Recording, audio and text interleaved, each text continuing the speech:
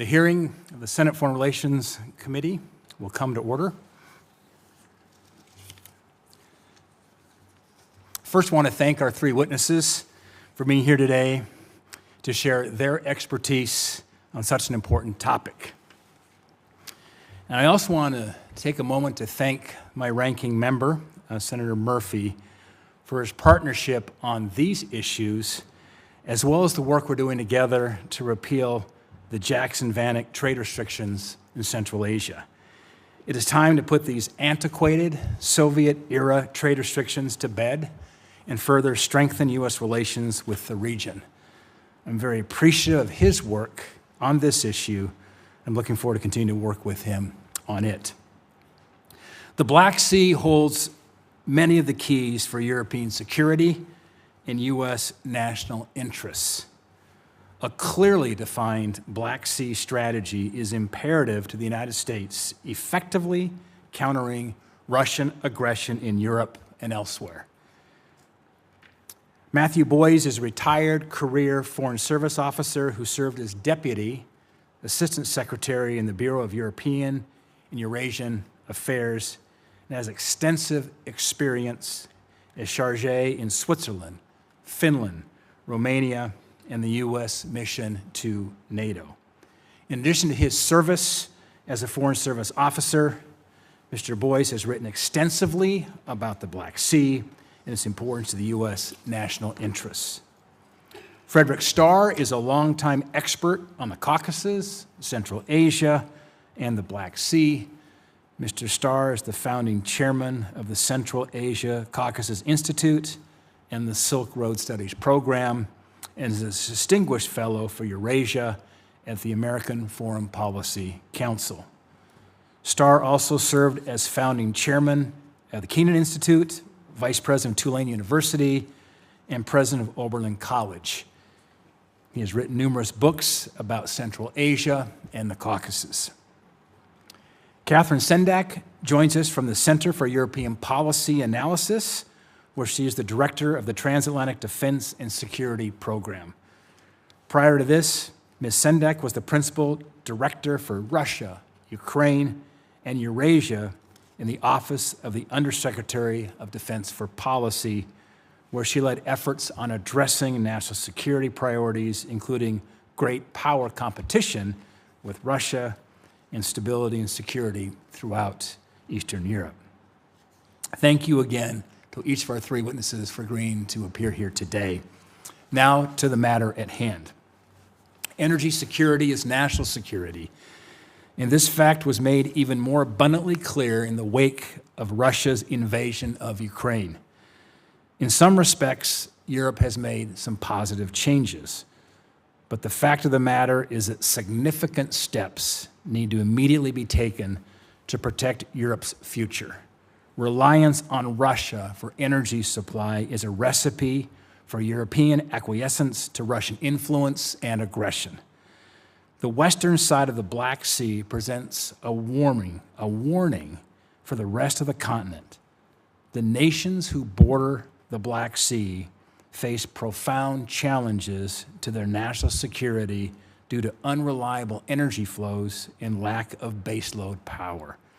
They're all taking positive steps towards rectifying the situation, and their proactive action to address their insecurity should motivate the rest of Europe and encourage them to take steps to avoid a similar outcome. Now is the moment for practical energy solutions, which countries like Moldova, Romania, and Bulgaria are pursuing.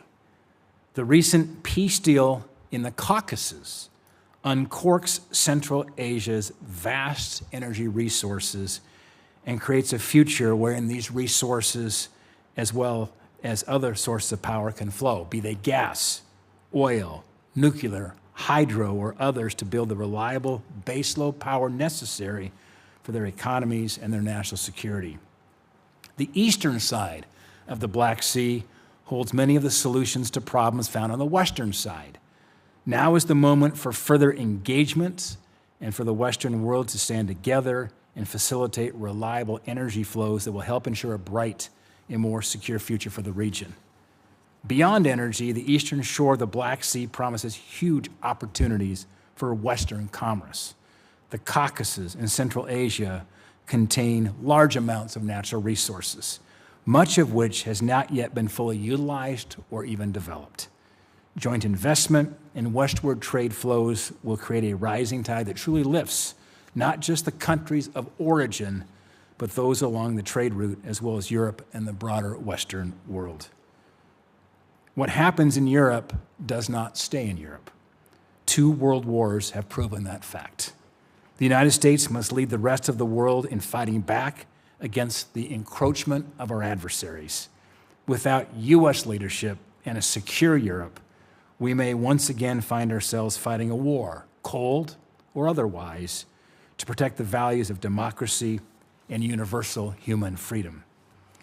My sincere hope for this hearing is that we can openly and honestly discuss U.S. Black Sea strategy, the importance of the region for global security, and work towards truly a more cohesive, comprehensive U.S. policy towards the region. This critically important part of the world needs more attention from the United States and our allies. And I hope today serves as the beginning of that new conversation. And with that, I'd like to recognize the distinguished ranking member for his comments, Senator Murphy. Thank you very much, Chairman Daines, and I do look forward to continuing to work with you to draw us closer to our allies in Central Asia through the amendment of the antiquated restrictions built into the Jackson-Vanik Amendment. I hope that we can move that bipartisan legislation, that bipartisan effort through the Senate to the President's desk quickly. Thank you to the witnesses who are joining us here today.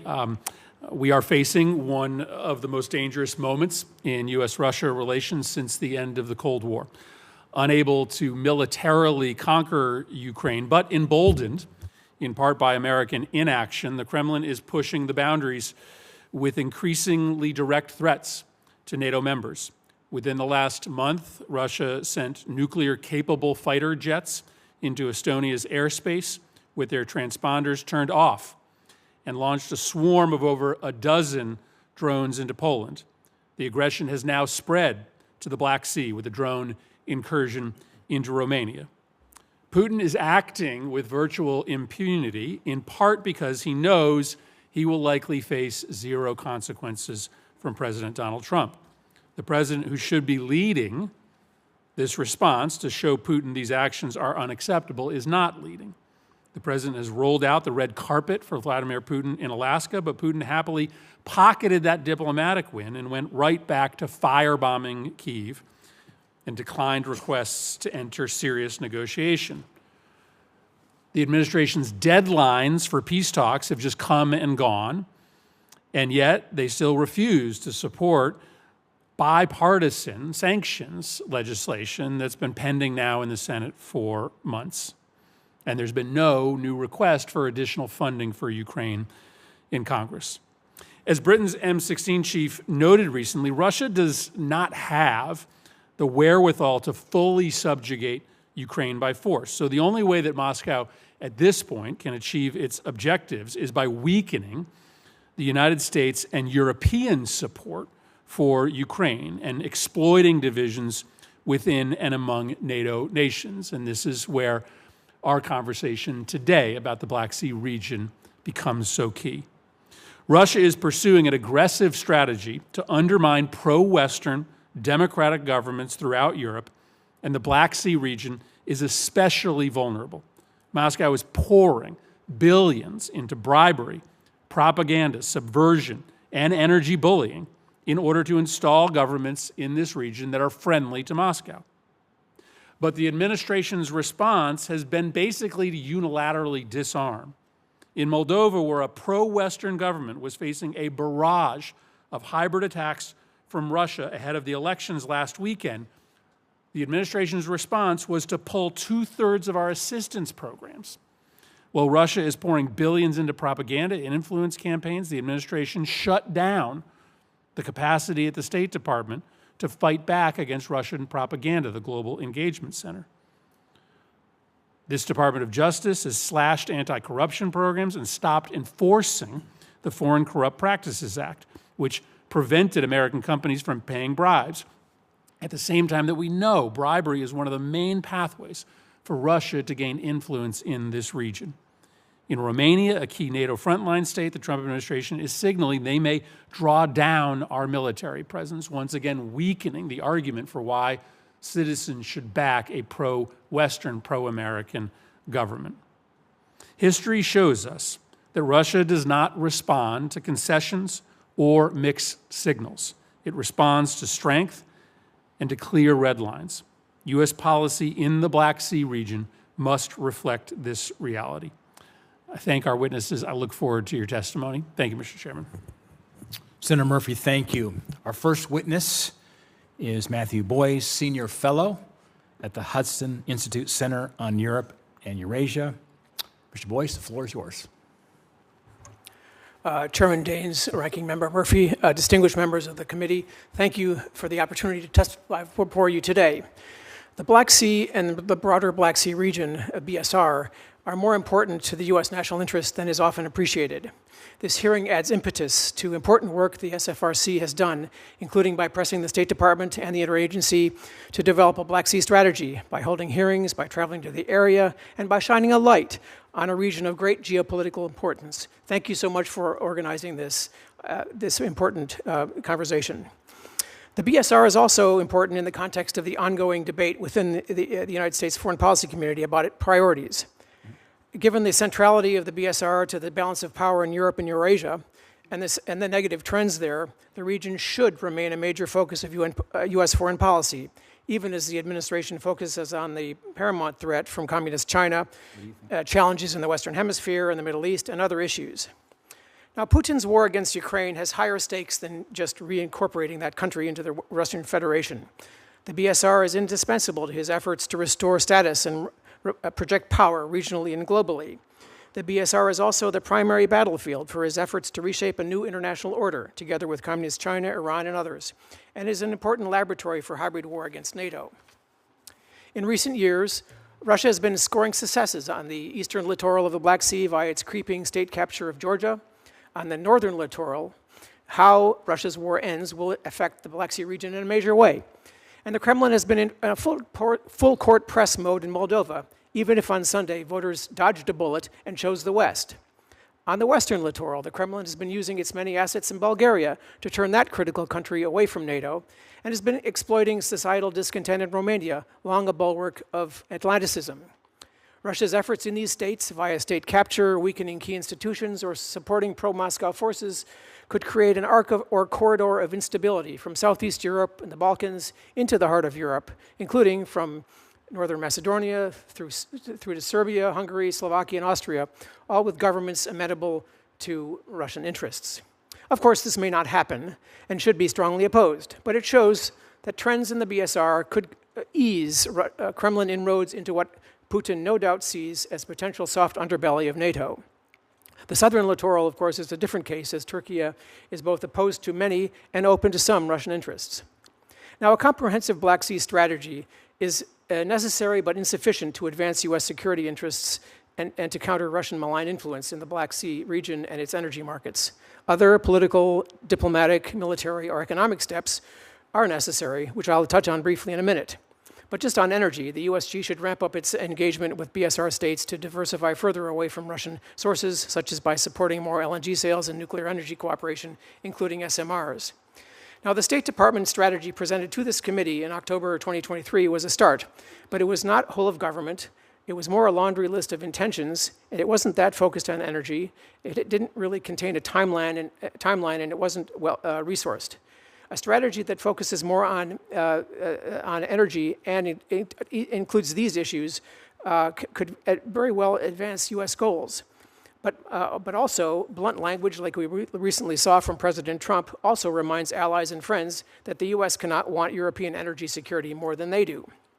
Now, for trade and commerce to flourish in the Black Sea region, the Black Sea must remain free and open. Freedom of navigation is essential. That is not currently the case. Yes, trade takes place, but the war negatively affects trade and economic relations and the BSR role as a trade crossroads over the millennia. Crimea under Russian control considerably increases Moscow's ability to mess with the Black Sea region.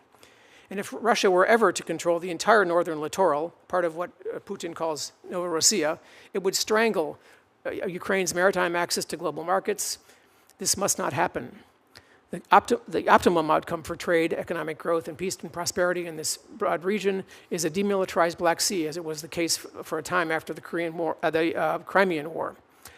Now, the USG has many tools, many ways to advance its strategic interests in the Black Sea region. I'll only mention a few here as I'm running out of time, but happy to go into more and in more detail in the discussion. I think the USG should look at the BSR holistically as a geopolitical region of major importance to NATO and thus to the United States. I think the EU should be urged to focus much more on the Black Sea region now that the Commission in May finally adopted a Black Sea strategy. I think allies should be pressed to further reduce the flow of funds to the Russian war machine. NATO should be seized with the BSR.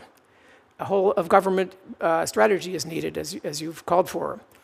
I believe that Black Sea security should be mentioned in the Trump administration's national security strategy. I believe that USG must not recognize Crimea as Russian territory. And of course, there are many other issues, for example, by vigorously engaging with Turkey as steward of the Montreux Convention to prevent Russia from returning the Black Sea Fleet to pre-war status after hostilities end. And of course, there are also such issues as the Three Seas Initiative, revitalizing that, working with our great Romanian allies. But perhaps the best thing to do is just to stop here. There's much more that can be said, and my time is up. I've submitted a statement for the record that goes into greater detail. I thank you again for the opportunity to speak with you today, and I look forward to your questions. Mr. Boyse, thank you. Dr. Fred Starr, Chairman of the Central Asia Caucasus Institute and Silk Road Studies Program. Dr. Starr, the floor is yours. Thank you. Thank you very much. First, I'd like to applaud the chairman and ranking member for their attention to this issue. That yours is a bipartisan initiative makes your attention all the more important. Attention both to the Black Sea region and, I should say, Jackson Vanik. Bravo. Let me start with a note on the geopolitical context. Our focus on the Baltic countries is urgently needed, for they're under existential threat from Mr. Putin. However, the entire Black Sea region is also in crisis, and for the same reason. The difference is that Washington has yet fully to acknowledge Black Sea issues. Like the Baltic area, the Black Sea region includes 3 members of NATO, Romania, Bulgaria, and Turkey. NATO and the US maintain 3 military bases in Turkey and an important one in Romania. Like the Baltic, the Black Sea plays an important economic role as a gateway to the world's oceans. Without it, Europe's second longest river, the Danube, would be cut off from world shipping lanes. Russia seeks to militarize and monopolize both the Baltic and the Black Sea, challenging Europe and the United States.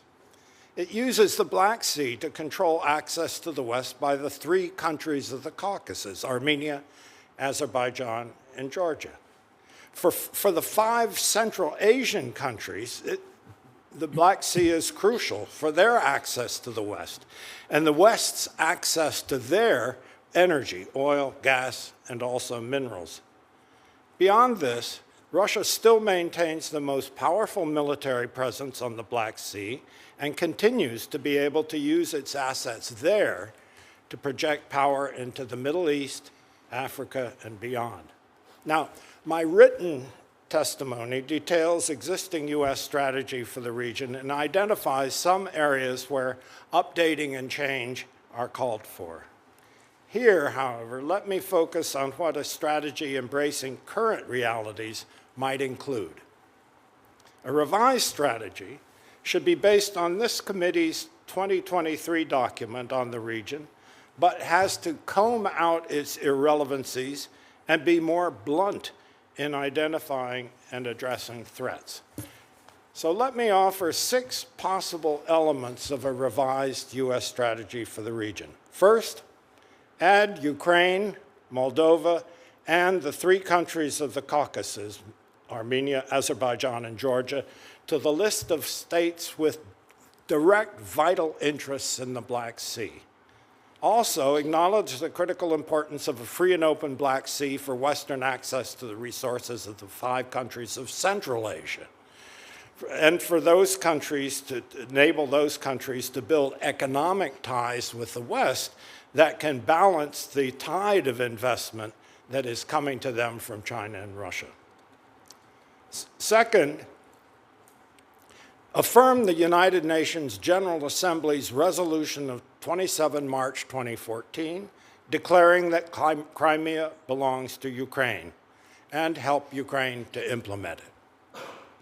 Third, consistent with NATO's forward posture, strengthen the naval capacities of Bulgaria and Romania, and work with other countries to assist non-NATO members, non-NATO member Ukraine, to strengthen its navy. Fourth, establish a rotating NATO naval presence in the Black Sea.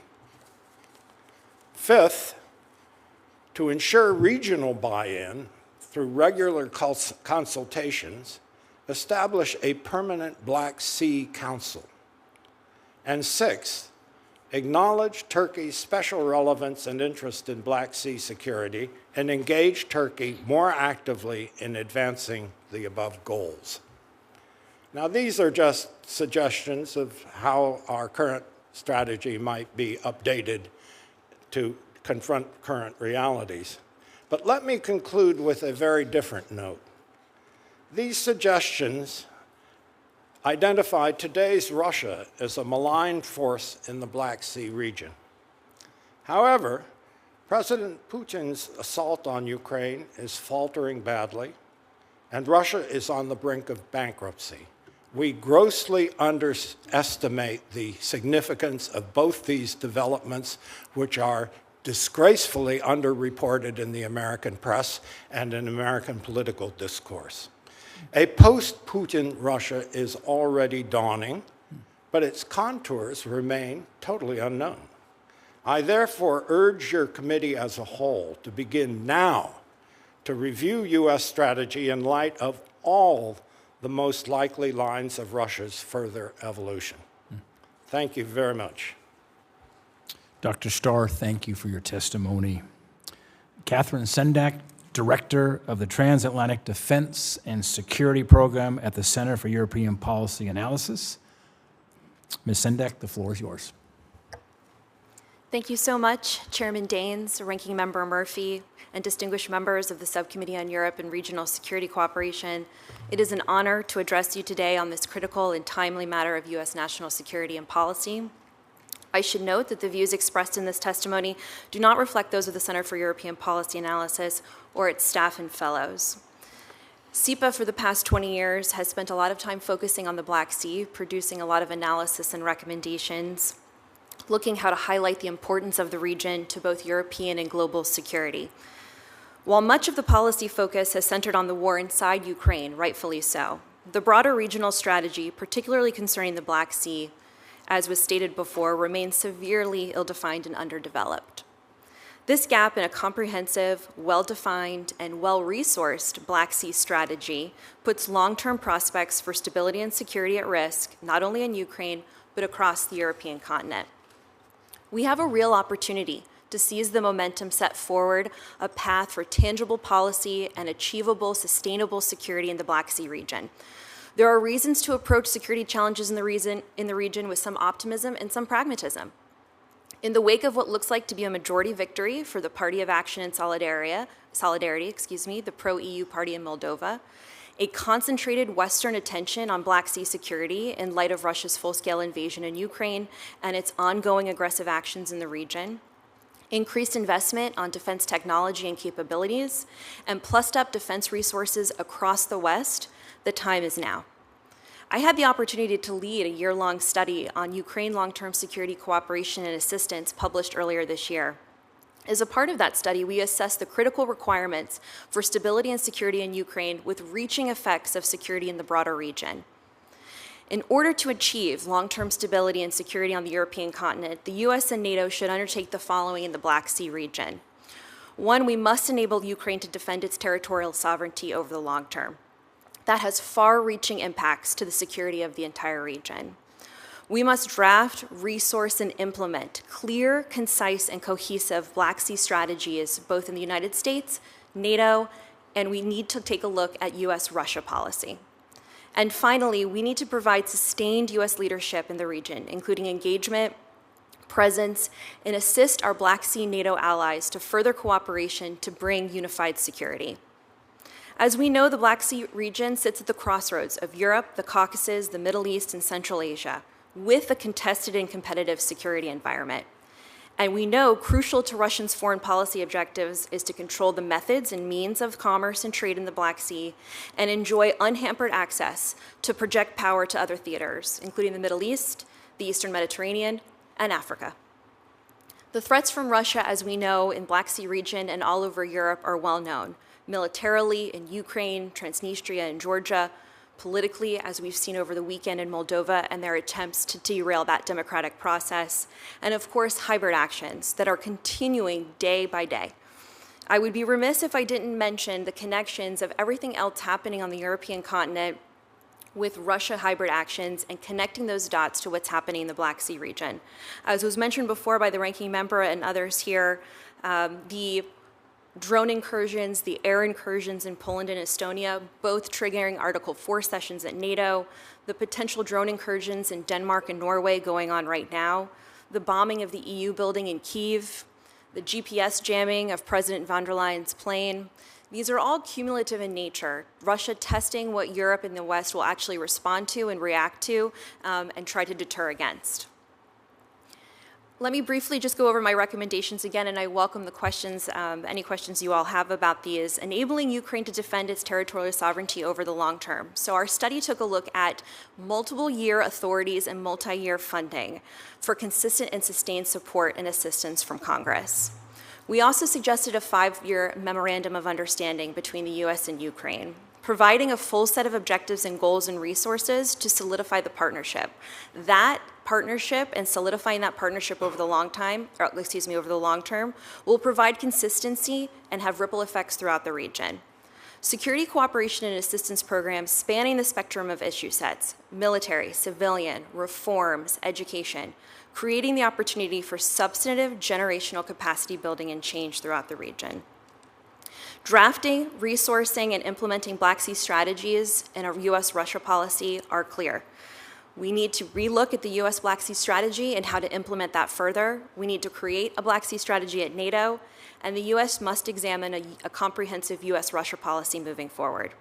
And then finally, US leadership is so critical in this space, including engagement and presence and assisting our Black Sea NATO allies, Romania, Bulgaria, and Turkey, to work together further, taking their mine countermeasure task group and expanding it into other domains, including maritime domain awareness, intelligence sharing. The opportunities are great, and we look forward to those opportunities.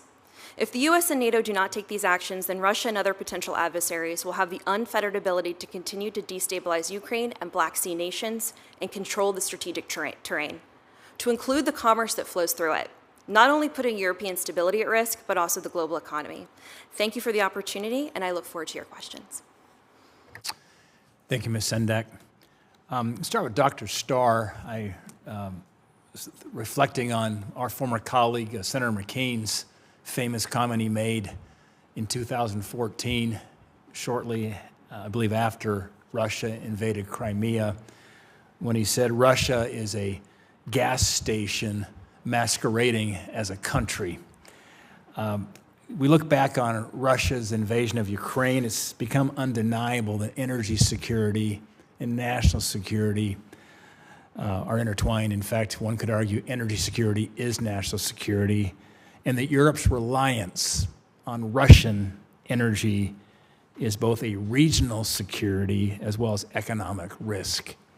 My question, Dr. Starr, is do you believe that the development of the middle corridor, as we saw what's occurred now with that historic August 8th signing of the peace agreement between Azerbaijan and Armenia, when we had both President Aliyev and Prime Minister Pashinyan here in Washington, that President Trump got that deal put together.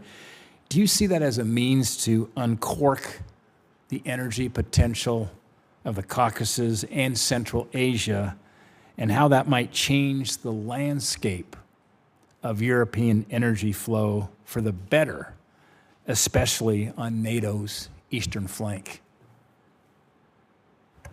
Important issue. This didn't begin yesterday. It's been more than a decade since the Baku-Ceyhan pipeline was opened. There was so much skepticism about that in this country that we organized a motorcycle run from Azerbaijan on the Caspian all the way to Turkish port of Ceyhan in order to deliver the first oil from Central Asia to Europe by motorcycle.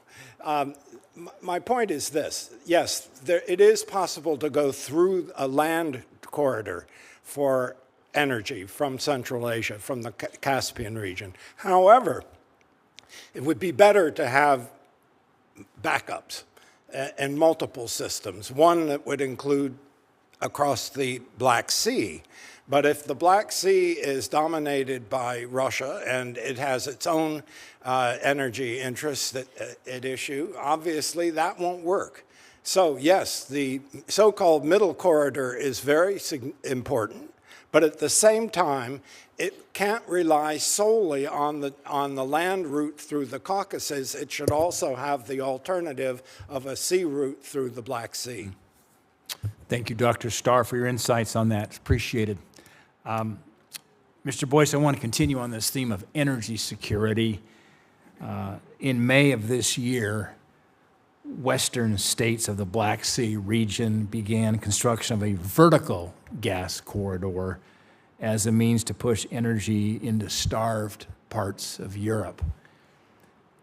Mr. Boyse, do you believe that U.S. allies in countries like Romania would benefit from such a proposal? And could this idea succeed where the Nabucco pipeline and other energy projects have failed? Yeah, that's a very important question because it gets to this whole question of diversifying routes, diversifying sources, and expanding the options to ensure that energy security, that the countries of that region are secure and don't need to rely on Russian sources, which brings all sorts of opportunities for malign influence, which we've seen over the course of many, many years. Now, usually the discussion is the main principle is that the more projects like this, the better. Because there are the sources of energy that Romania is blessed with enormous resources, hydrocarbons, fossil fuels in the Black Sea and on land. But it's the sort of the corridor through which some of the more those countries that are not blessed with those resources need to go, and so this project has been, it's been long in the making, actually, in the conceptualizing. I mean, it actually goes back almost 10 years in terms of when it was first a bright idea in some foresighted people's minds. It's taken quite a long time for it to get off the ground. It's about time that it's happening. It's going to be a good thing when it finally starts to produce the sorts of diverse supplies that the countries that Ukraine needs, that Moldova needs, that Hungary needs, that Slovakia needs, and so we should welcome this and support it in every way we can. Thank you, Mr. Boyse. Ranking Member Murphy. Thank you very much, Mr. Chairman.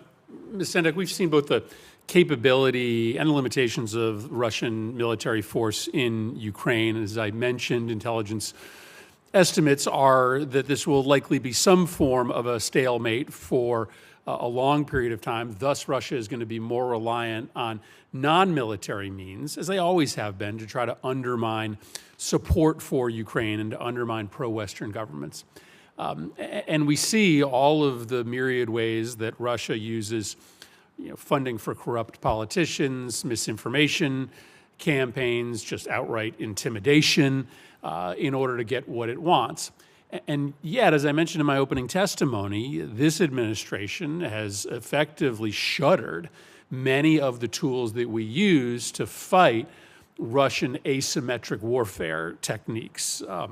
The Trump administration has slashed funding for pro-democracy programs in the Black Sea region, which are run by NDI and RIRI. As I mentioned, it shut down the Global Engagement Center, which chased down a lot of Russian propaganda in and around the Black Sea region. It's withdrawn from working groups with European countries to expose and counter anti-Western and anti-U.S. Russian-backed disinformation in the Black Sea region.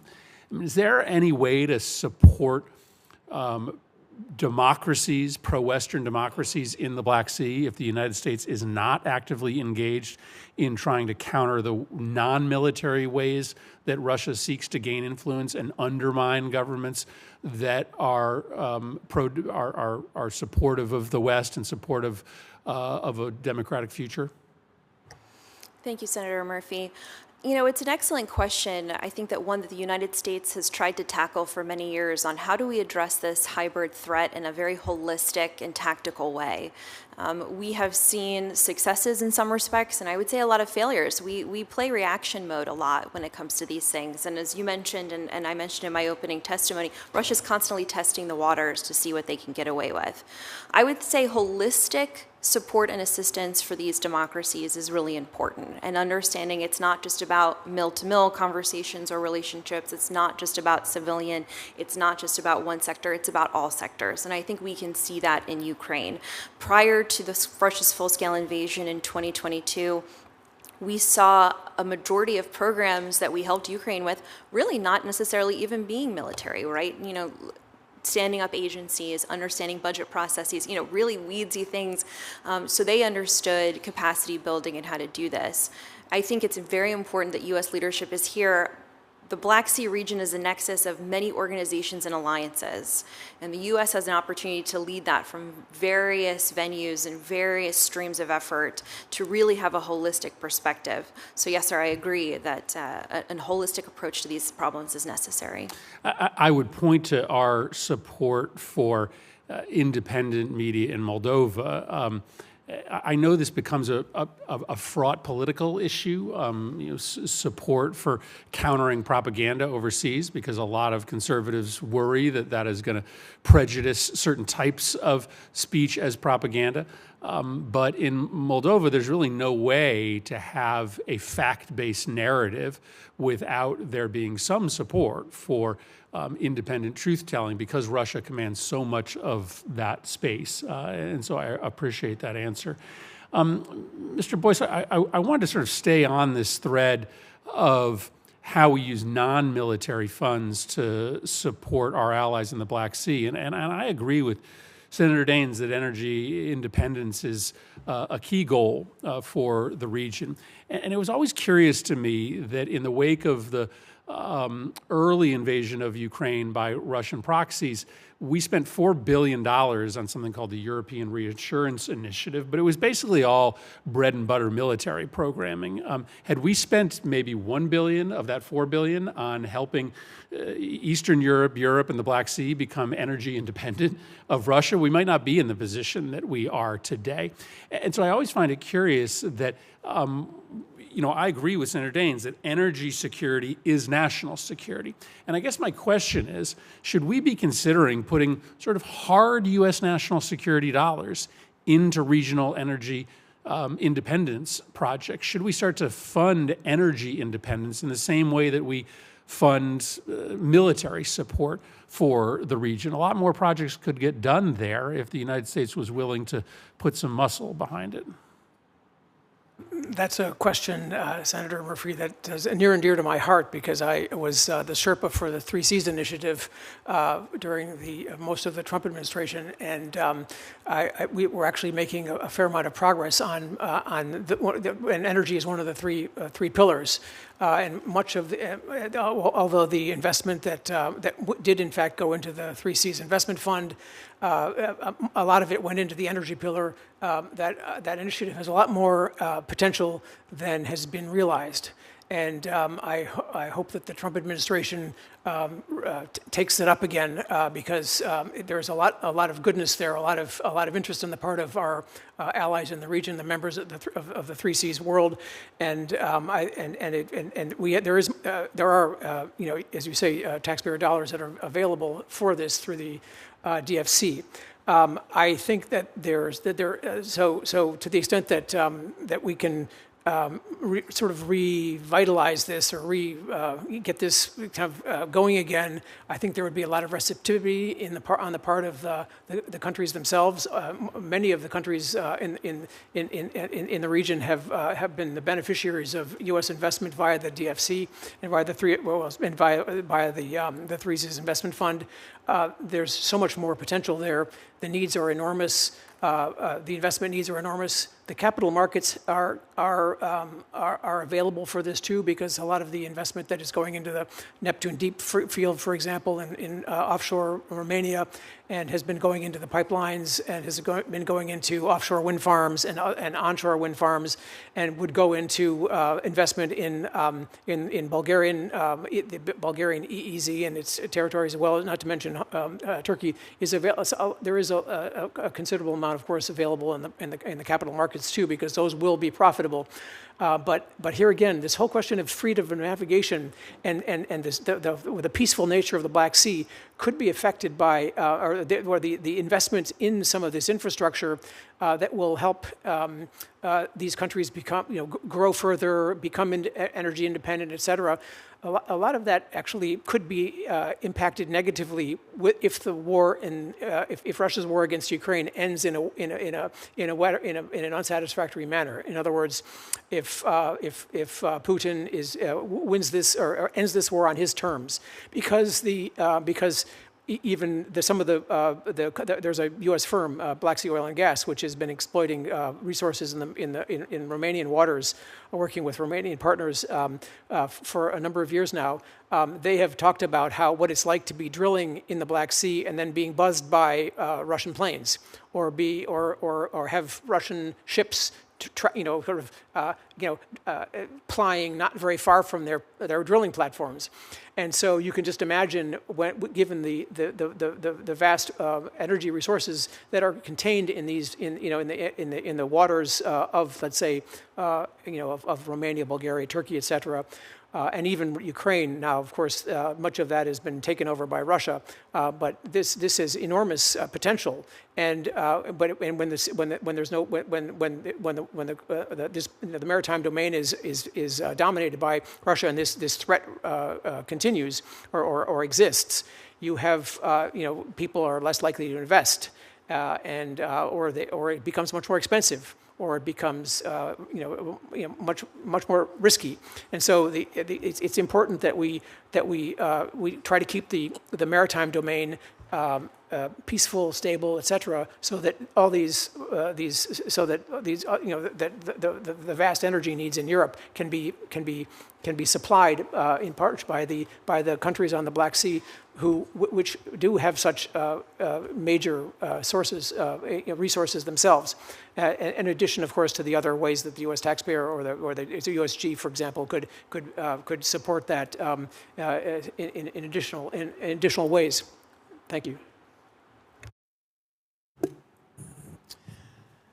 I want to shift gears for a moment and talk about probably maritime security and specifically the Bosphorus. I know every time you fly in and out of Istanbul, if you're transiting or stopping there, you're coming in to final approach, you just look at all the ships, cargo, and the containers that are backed up going in and through there, that very important part of the world.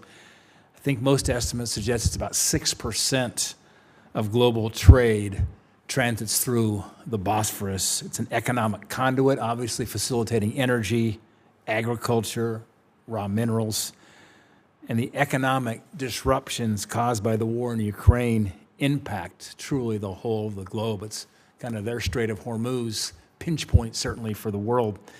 My question for everybody, I'd like each of you maybe to answer this, is how do we work with our allies to invest in maritime security and to ensure that Russia or other adversaries don't stifle navigation and trade? Dr. Starr, we'll start with you, but I'm going to ask the whole panel to give some thought to that question. Dr. Starr? It's a worthy question. The reality is, at the moment, the Black Sea is closed because Russia has imposed, except for a very narrow corridor along the coast, the northern coast, in a sense, a no-sail zone.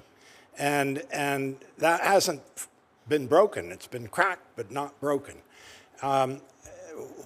What is the need? How do you go about this? Rather than give you a formula, some slick answer, let me instead raise the question of how do you approach an answer? And I would suggest you don't do it by a bunch of bilateral deals, by a bunch of bilateral consultations. We don't have a Black Sea Council that we could work with. We are going singly. You know, in a sense, we divide and Russia conquers. What's needed is more regional approaches on everything. I've suggested expanding the Black Sea concept to include the Caucasus, to include Moldova, to include Ukraine, which isn't yet. I mean, it's not a member of NATO after all. Expand the group and deal with this as a group problem that needs a group solution, because country by country, you can't solve this Rubik's Cube. Thank you for that insight. Hence the need for a Black Sea Council. Well, it's think about the Caucasus too. In terms of Georgia has add it to them. Oceanfront property there on the Black Sea. Absolutely. Ms. Sendak, your thoughts? Thank you so much. And tagging along to Dr. Starr's comments, you know, it is really critical. We have seen Ukraine be so successful in the Black Sea in terms of fighting back against Russia's Black Sea fleet, down 30%, pushed back off of Crimea, which is a huge success. But exactly to your point, how do we open this up consistently to commerce and economics? This is why I think a great suggestion is broadening what the NATO allies on the Black Sea can do. I do believe NATO should be talking now about how to start opening up the Black Sea to non-Black Sea allies. I think that's a really important step in a series of discussions that NATO should be having now, of course, in light of Turkey and the Montreux Convention. But I would say the opportunities for Romania, Bulgaria, and Turkey to come together, agree on a list of items to push forward in a leadership position at the alliance, and really come at this from a position of this is our neighborhood. We're going to take these things on, much like what we've seen in the Baltic Sea. I think what we've seen from our Baltic allies is the ability to speak with one voice on threat and speak with one voice about how they would like to see the security of their region look. And I think the opportunity is there for our NATO allies in the Black Sea to do the same. And that leadership should have the ripple effect that we might be seeking in terms of stability on the sea. Ms. Sendak, you brought up Turkey, and I think when you look at the map, nobody has more square footage than Turkey in terms of frontage on the Black Sea. Thoughts on Turkey? Yes. Well, you know, we have seen them pivot to a little bit more concentration in the Black Sea, which I think is a very positive step. And I see them having obviously a huge leadership role in the Black Sea. Given the Bosphorus, given the Montreux Convention, letting people in and out and ships in and out, it's a critical role. And I think the more that we can incorporate, I think Dr. Starr mentioned in his opening statement, the more we can incorporate Turkey's role in this in a leadership position with their other allies, I think is absolutely critical. They're mentioned frequently in the EU Black Sea strategy, knowing full well that their buy-in and leadership is absolutely critical to make any of this happen. Thanks, Ms. Sendak. Mr. Boyse. Oh, there's some activity already going on already. But at first, I should sort of hats off to the Ukrainian military for actually keeping the Black Sea sort of relatively, sort of at least part of it open. Because right now we have the Russian Black Sea Fleet pretty much bottled up in Novorossiysk and unable to operate even freely, even if it is able to put at risk a lot of ship traffic, maritime traffic in the body of water itself. But of the things that are, and so that we I think the fact that there is some, there's still commerce going on is actually a tribute in large part to them, as well as to our Turkish allies who've helped to keep that open. How do you, there's a fair amount of, there is some activity going on right now. It's been going on now for a number of months with this sort of NATO mine measures group that exists between Turkey, Romania, and Bulgaria that are trying to get rid of nobody knows how many mines are actually in the Black Sea, but they do threaten freedom of navigation because they make, first of all, they're a threat to shipping. They raise insurance rates. I mean, they make it much more risky to apply commercially. And so this effort, which is a great start, I think needs more attention because there are so many mines. I mean, usually people talk about 400. Sometimes people talk about in the thousands. Nobody quite knows, but they wash up on shores every so often, and the mine measures group finds them every so often. But I think that would actually be how can you not support that? That would be a very, very useful way of trying to keep these trade routes open and to support freedom of navigation. Otherwise, I mean, there's a lot of, some of it has to do with domain awareness because some of it also has to do with the pushing back on intrusions. I mean, for example, Russia Russian ships have boarded commercial vessels in Bulgarian waters. And of course, this is really, I don't know if we would call it piracy, but it's essentially, this is not kosher. And it should be. I think in cases like this, with Russia sort of testing and probing and pushing and engaging in behavior which is illegal according to the laws, laws of maritime in the maritime domain. There needs to be a response to this. It can't just be sort of ignored. And because as long as NATO member states don't react or don't impose some costs on Russia for behavior like this that affects the freedom of navigation in a body of water that should be free and open, the Russia will continue to do it. And so this question of reciprocity or sort of pushing back in ways that demonstrate that this will not be. This is not acceptable. Will have a more effect, I think, on Russian behavior than other more diplomatic ways. Before I turn it back to Ranking Member Murphy, Dr. Starr, I can just tell you've got something else you want to say. You were scribbling some notes here. Did you want to add any more? Because you led off on this round robin interview. Do you have something else you want to add to it? Well, thank you very much. I'm reading this. Read the witnesses here for a moment. It looks like you've got something else you want to say. I thank you. I was thinking about comments you made, and I think we all agree there's no debate about the absolute important centrality of energy, oil and gas, and of crucial minerals and so on. But that is, if we only do that, we won't get to where we want to get. And I think Senator Murphy has made this point. What do you do then?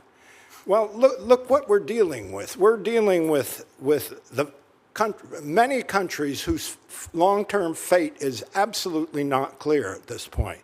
We're, of course, Ukraine. We're also Moldova.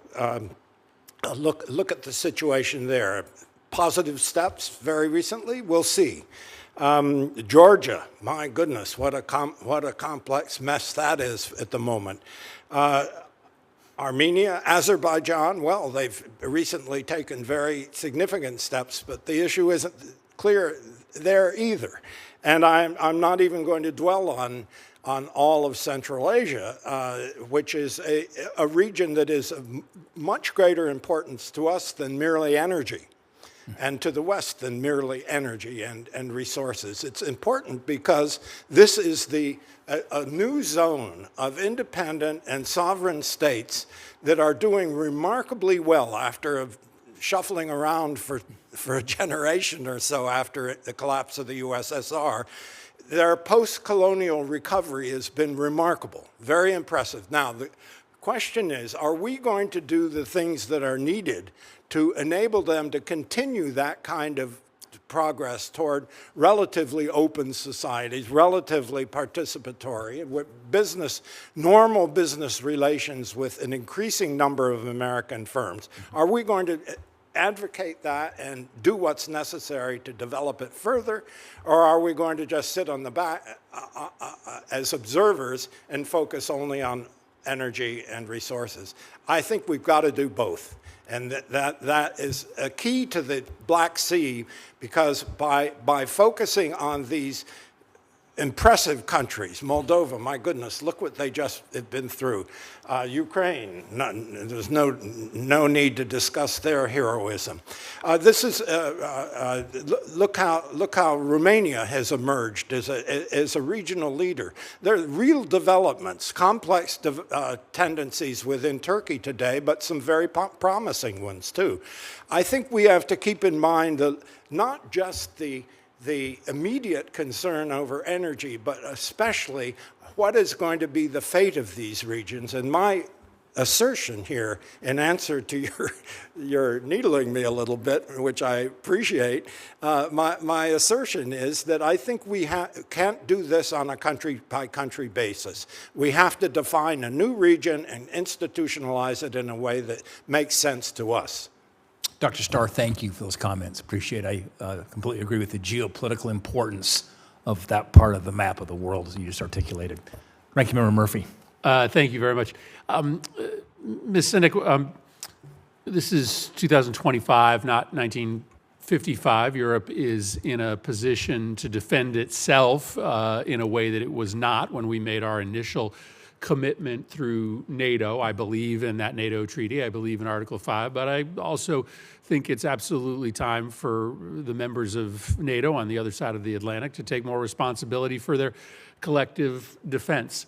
At the same time, this is an incredibly fraught moment. I mean, the moment we're literally sitting in today as jets are flying over the heads of our European partners, as drones are being flown into Romanian airspace, into Polish airspace. And yet we are hearing reports that the Trump administration is considering withdrawing some of our troop presence from Romania, subject of today's hearing, and from Poland.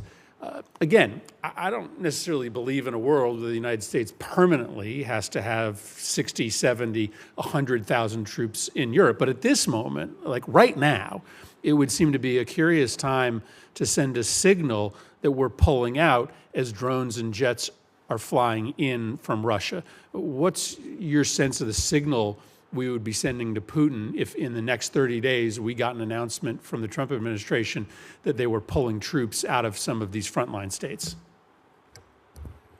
Thank you for the question, Senator Murphy. Obviously, U.S. presence in Europe has been tantamount to ensuring the security over the past 75 years. I had the privilege of working on the House Armed Services Committee several years ago at the start of 2015, where we were spending money on European Reassurance Initiative, as you pointed out, then became European Deterrence Initiative, where we flooded the zone with pre-positioned equipment, rotational forces, training and exercises, which we're still doing today, which is completely and utterly necessary to increase deterrence value. I agree with you completely. I think Europe has received the message, and our NATO allies have received the message that they need to increase their capabilities and capacity, and they're doing that. But we are at a very critical juncture where that has not happened completely yet. And none of us have exactly what we need in a potential conflict.